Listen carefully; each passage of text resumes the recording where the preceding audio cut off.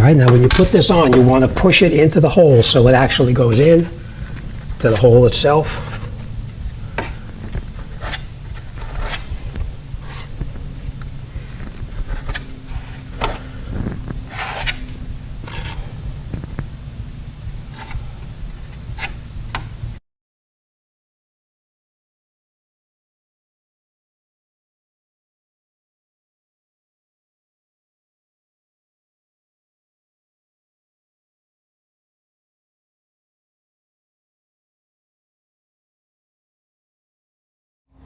Okay, so now after the Bondo has dried a little bit, we're going to come up here with our 80 grit or 60 grit, whatever you have, and we're just going to sand it down very lightly until it's fairly even.